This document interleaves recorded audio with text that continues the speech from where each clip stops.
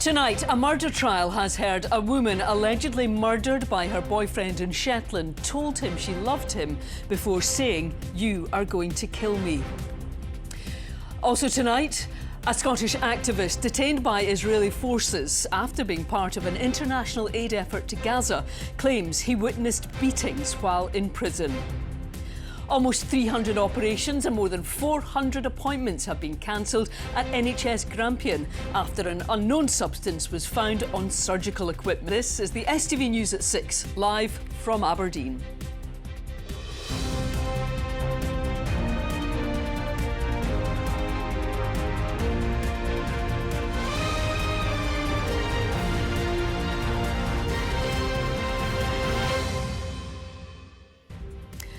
Good evening. A murder trial has heard a woman allegedly murdered by her boyfriend told him she loved him before saying, "You are going to kill me."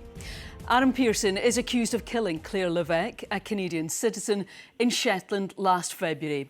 Today, jurors heard a recorded conversation between the pair sometime before Ms Levesque's death. Well, Gráinne joins us now from the newsroom. Gráinne, we've heard some really disturbing evidence in this trial and more today. Well, Andrea, today prosecutors provided a 6-minute-long audio recording between Aaron Pearson and Claire Levesque. During that recording, the court heard Miss Levesque tell Pearson that he had hit her 3 times. She said that he had beaten her on her 24th birthday, to which Pearson told her that she had deserved every bit of it and more. It was during that conversation that Miss Levesque told the accused she loved him, but later saying, "You were going to kill me." Today is the 4th day of court proceedings. Aaron Pearson is standing trial for the murder of Claire Levesque at his mother's home in Sandnes in Shetland on the 11th of February 2024. So, Gráinne, remind us of what's been said previously in this trial. Well, Andrea, the court heard on Tuesday how Miss Levesque was discovered in a hot tub containing blood at the property. Jurors have also previously been told that the accused said to an emergency call handler that he had killed Claire by stabbing her about 40 times. Today, the court heard that when the police questioned Pearson on whether he did murder Miss Levesque, Pearson replied, "To the best of my knowledge, no." Aaron Pearson is facing a total of 7 charges and has pled not guilty to all of them. The trial at the High Court in Edinburgh continues. Thank you for that, Gráinne. A Scottish activist detained by Israeli forces after being part of an international aid effort to Gaza claims he witnessed beatings while in prison. Sadiq Khan returned to Scotland earlier this week after being deported to Jordan. He was one of 4 Scots who'd been on board a boat in a flotilla intercepted on its way to Gaza. Israel has dismissed as fake news any suggestion they mistreated detainees. Our political correspondent Ewan Petrie reports. How are you feeling, Sid? Oh, I love the drizzle, the Scottish drizzle, nothing like it. Sadiq Khan spent 5 weeks in a flotilla attempting to deliver aid to Gaza. He landed back in Scotland on Wednesday with fellow activist Jim Hickey. The opportunity came up and I'm grateful that it did for me to be able to directly be involved in facilitation of aid in a non-violent way to support proactively with the Global Smooth Flotilla.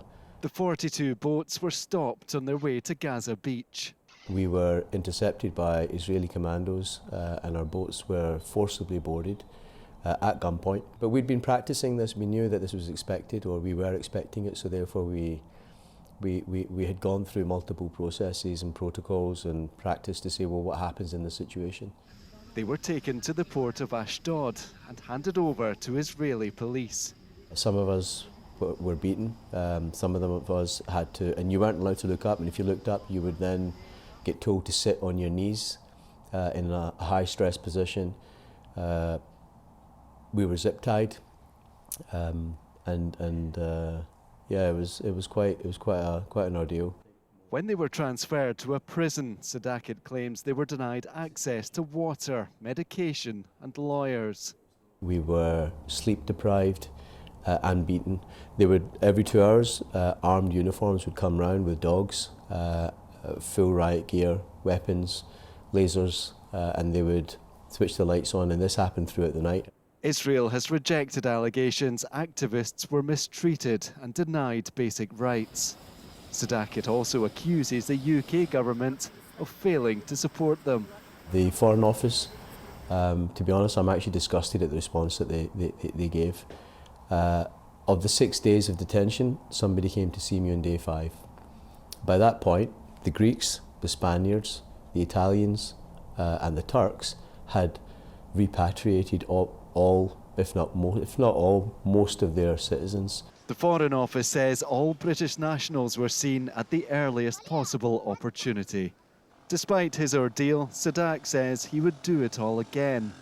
A staged act of defiance that delivered worldwide attention, if not significant aid to the region. Ewan Petrie, STV News. Almost 300 operations have been cancelled at NHS Grampian as a decontamination unit remains closed. Last week, the site at Forester Hill in Aberdeen shut after what was described as an unknown substance was found on some surgical instruments. Well, Stephen has been following this story. Clearly, a lot of people will be disappointed, Stephen, because they'll have waited a long time for these operations. Yeah, absolutely. This is having a big impact on a number of people who, at very short notice, are having their operations cancelled. Now, we understand it could take up to 8 weeks before this unit at Forester Hill is reopened. Even when it does open, it could take around 4 weeks to revalidate the instruments. In other words, make sure they're being cleaned and that the process is happening properly. NHS Grampian still has another unit at Wood End, but it is not big enough to cope with the number of instruments needed for all the operations and appointments that need to take place. They've obviously been looking for support from other health boards. They're getting at that at the moment from Glasgow, Highland and Orkney, for example. As you see, around 300 elective surgeries have been postponed, but around 430 dental outpatient appointments have also been cancelled at the moment. But emergency surgeries are taking place. Important to stress that. The Chief Executive of NHS Grampian, though, has apologised to those affected. I want to apologise to all. Many hundreds of patients have had their operations cancelled over the last week, and it's when you've had a long wait for an operation, that's bad enough. We've had some offers of mutual aid from health boards across Scotland, including Glasgow. We are replacing the equipment and doing some repair work. So do we know yet what's caused this? Well, it's believed at the moment potentially has come from a faulty compressor in the unit. Now, staff have already travelled to other health boards to try and clean instruments, speed up the process and get some operations and appointments back on track. But clearly within the space of a week or so, we've had a combined cancellation of these appointments and operations of around 700. So the longer it goes on, the more we're going to see cancellations. Of course, NHS Grampian will hope the number will start to reduce because they will hope by sending staff elsewhere that they can start picking up some of the backlog. But clearly, we will then have to reschedule an awful lot of these that have been cancelled at a time when many people at the moment are facing some long waits for some of these operations and appointments in the first place. Yeah, it's a tricky situation indeed. Thank you, Stephen. The First Minister is warning he can't solve the cost of living crisis with the devolved powers of the Scottish Parliament. John Swinney says that only the full powers of independence would be enough to stop the decline in standards of living in Scotland. Well, Mr Swinney has been speaking to our political editor, Colin Mackay, who's in Aberdeen for the SNP's conference. Colin, it's certainly conference season at the moment. What's the mood like there at the SNP's? I think they might be looking at the fine weather here in Aberdeen today and thinking of it as a good omen. They're certainly looking at recent opinion polling as a good omen. A Survation poll last month suggested that they could be 17 points ahead of their nearest rivals. That would give them potentially about 60 seats in the Scottish Parliament after next year's election. John Swinney, though, is talking up the chances of a majority, 65 seats in that election. That has only ever happened once in 6 elections to the Scottish Parliament, and this doesn't really feel like 2011, but John Swinney says it's the only way to get another independence referendum, and he says independence is the only way to improve falling living standards in Scotland. My government is successfully reducing child poverty in Scotland while it is rising in the rest of the United Kingdom, and the Labour government is going to take some steps that will increase child poverty. So that's another example where living standards will be under threat because of the UK government, and that's why independence is necessary. Going into an election next year, It's not much of a slogan to say vote SNP for more managed decline. Well, but that's not what our slogan will be. Our slogan. But that's essentially what you're saying, is that there's nothing you can do to turn this round. Well, you can just manage the decline. No, what I'm saying is that we have an optimistic alternative, which is independence. And that's but within devolution. No, but look. But let's stick with that for a moment. Within the bounds of devolution, you say it's just managed decline. What I'm saying is that we will do everything we can to protect and promote the interests of people in Scotland. You're about to go into winter in the NHS. It's been very, very difficult all year.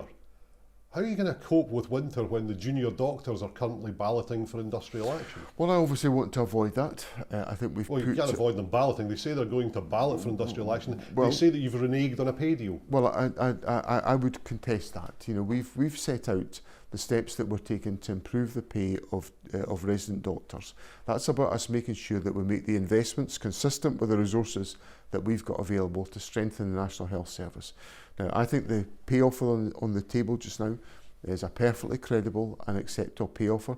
It's comparable to what's been put in place for other health service workers. The crucial thing is they don't think it is, and they're balloting for industrial action. Well, we'll obviously talk to the resident doctors to try to avoid... Do you think that you can resolve this? Well, we'll work to resolve it. We'll do everything we possibly can do, but we cannot spend money we don't have.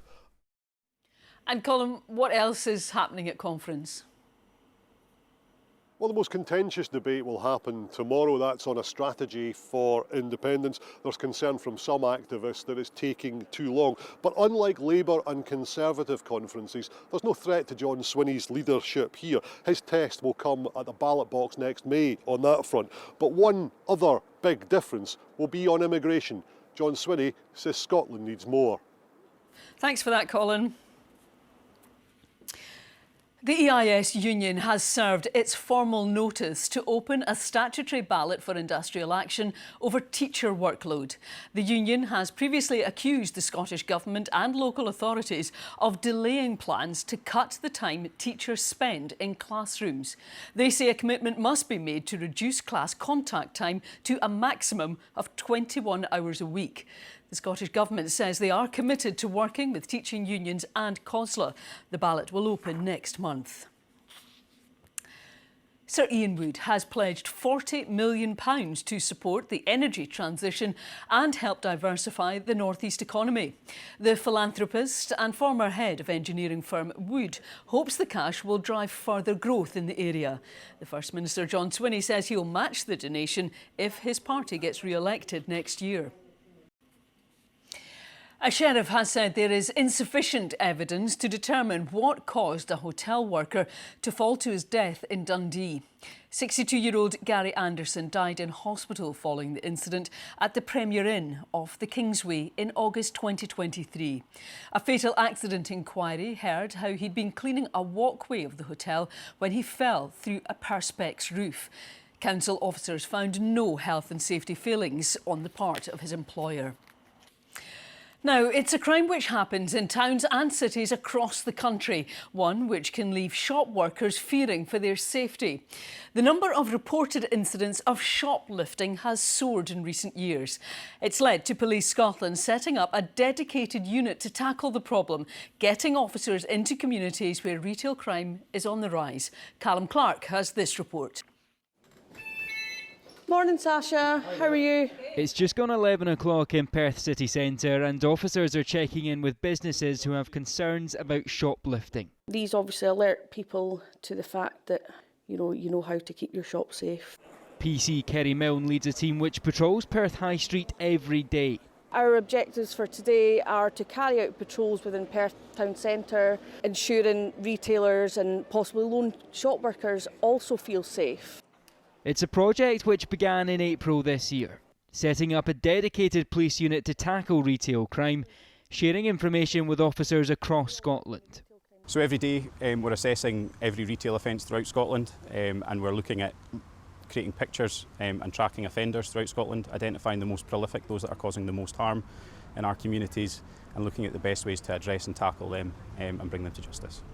Retail crime can cover a range of issues, from shoplifting to the verbal and physical abuse of staff, the consequences of which can be devastating.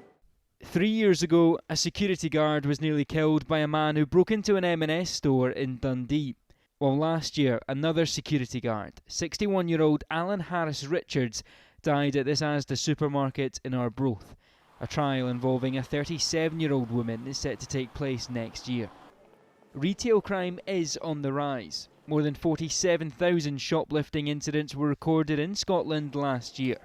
It annoys me that people can walk in and lift stuff and have no compunction about it. It seems to be there's more and more examples of just places where it's more brazen, it's more just done without any fear of repercussion. And if it's done without fear of repercussion, then it's going to become more prevalent. I think it's just so much organised now that it's big business. So I think it needs to be stopped. Police Scotland says this initiative has helped detect over 500 crimes in 6 months, leading to 65 arrests.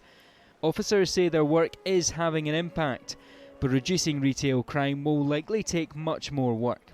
Callum Clark, STV News. Some of Dundee's top musicians from the 1980s are ready to roll back the years in aid of local charities. Bands including Mafia, Push and Boogaloosa will take to the stage at the Bonner Hall tomorrow, as well as groups made up of other famous names. Proceeds are going towards Dundee's Roxburgh House and the Stroke and Brain Injury Unit at the Royal Victoria Hospital. It feels really good, actually. I've not been in Dundee for quite a while. I've been away touring with Simple Minds most of the year. So when I got the call to say, do you want to come up and celebrate Dundee's musical heritage from the 80s, I didn't hesitate. It's going to be a wide variety of that period of music, or as the taxi driver said to me today, all the good stuff. Well, let's get the sport now. Chris, you're back from Hampden. Did you sing all the way home? The end was much better than the first hour. And that's, I suppose, what's all important. 3 points in the bag, up the road. Absolutely.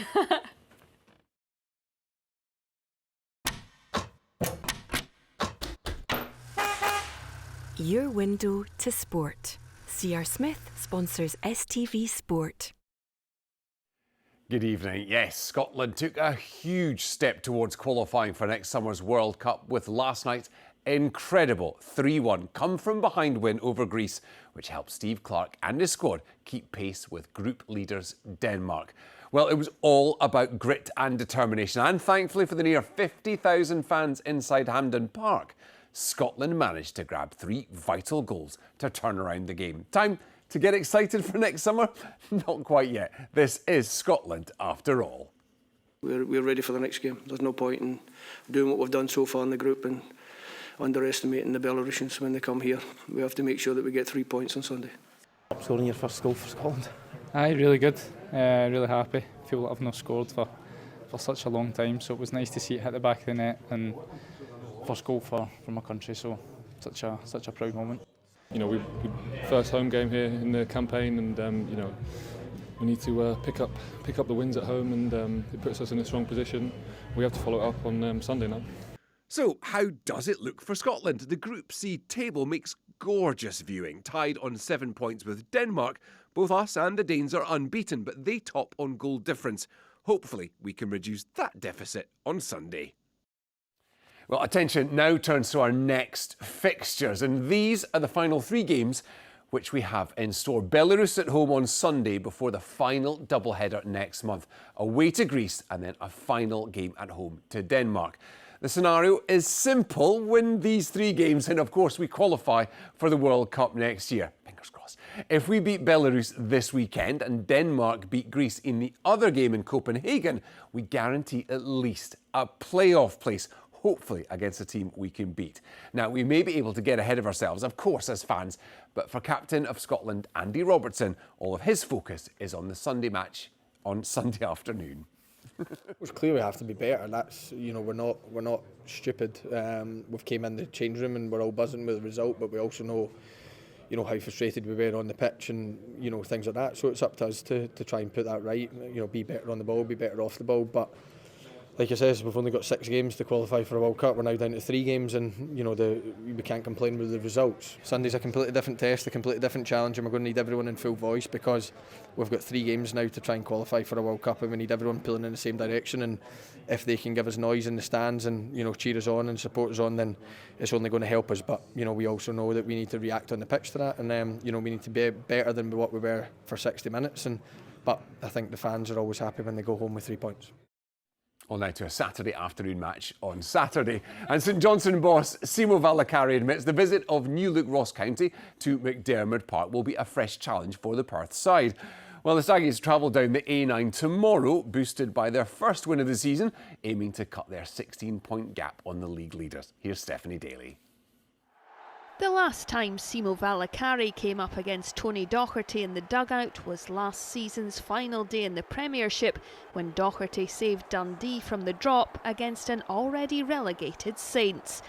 Tomorrow, Docherty brings a new look Ross County to Perth, boosted by their first win of the campaign, to face Valakari's unbeaten Championship leaders. The game also marks the return of Saints Cup double-winning manager Callum Davidson to McDermott Park, now assistant at County. When I say these next 9 games will be new fresh challenge for us, especially against this opponent, because they are a totally new team since we played them in the first round. They have a lot of new players, they have backroom stuff changed almost completely, so they're a totally new team. It's all about their work during the week, the intensity they work at in training, how conscientious they are in the analysis room in terms of preparation. That's what contributes to a Saturday, and I think Saturday's result is definitely giving everybody a lift, staff, players, and there's a real good feeling about the place at the moment. 16 points now separates the two sides tipped as promotion favourites at the start of the season. So could a win for either tomorrow prove pivotal? I think mathematically there is so many points. I don't know. That's, as we always say, it's only 9 games. It's still start. First quarter, we have 3 quarters to go. Three quarters to go. So nothing has changed. Nothing has changed. We have laid out the foundation with these 23 points. Now we make everything that we can add, more and more, and make us better team, make us a stronger team, and that's the only challenge what we have. It's a game that if we do enough, in terms of what we've prepared all week, we'll give ourselves an opportunity, but it's a long season. You've seen that with Saturday's performance, because results went our way. It made a difference, and it will continue to be that way. So I wouldn't put more emphasis on one game than the other. It's just important that we represent ourselves as individuals, represent the club, and do our best to pick up maximum points. International duty rules out Uche Ikpeazu and Adama Sidibe for Saints, as well as Miller Thompson for County. Stephanie Daly, STV Sport. Yeah, it should be a cracker. Now, Inverness assistant manager Billy Mackay believes a good cup run can help Callie's promotion hopes in the league. Well, the Highlanders can make it 5 wins out of 5 in the KDM Evolution Trophy when they travel to meet Forfar Athletic at Station Park tomorrow. Well, Callie suffered just their 2nd defeat in the league this season at Hamilton last weekend.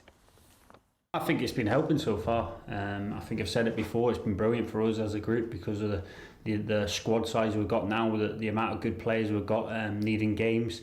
It's been good for them to get minutes. You see that they're putting in performances, really pushing the boys who have been playing in the league. So I think it's been brilliant for us so far. And again, Saturday, whoever gets the opportunity, it's up to them to take it. Have a great weekend. Hopefully Scotland can make it a brilliant one.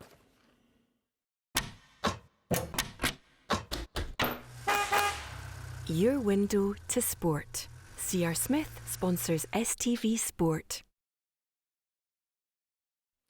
Well, that takes us to the weather forecast now. Philip is here. Now, I've been looking forward to this weekend since probably about Monday, so do not ruin it by telling me there's going to be a bad forecast. Well, as per usual, I'm here with bad news. Sorry, Andrea. Not as bad as this time last week when Storm Amy was arriving. This weekend, we have high pressure in charge of our weather, and high pressure is normally the good pressure. It usually gives fine, dry and settled conditions, but over the next few days it's actually acting as a sort of bubble that traps a lot of moisture, low cloud and fog. And the proper name for this is, wait for it, anticyclonic gloom. This is basically a series of days with seemingly endless grey and murky conditions, and that's what we've got to look forward to at the start of next week. We call it Dreich. So I'm sorry I don't have any better news, Andrea, but let's take a closer look at what's in store. Here is the forecast. Wet by the coast, with a high chance of sun and splashing. TUI sponsors STV Weather. Well, initially this evening we are starting off with clear skies. However, through the second half of the night, thicker cloud does start to creep in from the west. So to begin the night, we will see the temperatures dropping, lows of around 4 or 5 degrees Celsius where we've got those clear conditions, but those temperatures coming up a degree or two as the thicker cloud starts to build in. I want to mention tonight as well, there is a strong geomagnetic activity, and that leads to an increased chance of catching the northern lights, particularly the further north you are and under any clear skies. So that will be pretty early on in the night. Looking ahead to tomorrow, a different start to the day compared to what we've seen today. A bit more cloud around, but it will be a largely dry start for many of us. Any rain and drizzle should stay confined mainly to the north and the northwest of the country. Throughout the afternoon, we will see plenty of breaks between the cloud, so there will be some sunny spells leading to temperatures reaching highs of around 17 or 18 degrees Celsius. That's well above the average for the time of year, which normally is 12 degrees Celsius. Now looking ahead to Sunday, a lot of lingering low cloud left over from Saturday for many of us, but as we head throughout the course of the afternoon, a lot of that cloud will start to break up, leading to plenty of brighter spells, again particularly here in the east, with temperatures reaching highs of 16 or 17. Bye-bye. TUI sponsors STV Weather.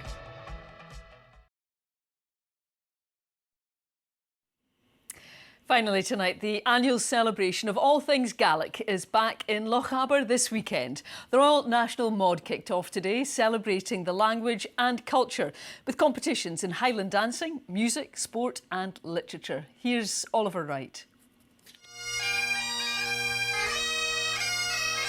It's been the jewel in the crown of the Gaelic events calendar for 133 years. And over the next week, thousands of people will descend on Lochaber for this year's Royal National Mod to celebrate the best of the best in Gaelic culture. We've seen an increase again this year. This is the third year in a row that we've had an increase in competitor numbers, so we're delighted about that and to see that trend continuing. The Mod is the biggest platform for promoting Gaelic language and culture, and it brings in huge visitor numbers, which in turn help the local economy, something that's been massively welcomed. Well, the Mod brings huge benefits to areas like Fort William. You walk down the high street today and you'll see posters and banners in all the shop fronts. Why? Because they know that bringing so many people together in a festival to Fort William is really supportive to the local economy. But the benefits to those participating are also enormous. At the heart of the festival is the competition. There are 200 competitive categories in this year's event, in everything from music to literature, and people of all ages are taking part. Singing, poem, and I'm singing for the choir, and I'm playing shinty in the Mod Cup. The event runs until next Friday, with a whole week of festivities for visitors and locals to enjoy. Oliver Wright, STV News. And that is it for tonight. Whatever you're doing this weekend, have a great one and we'll see you again on Monday. Bye-bye.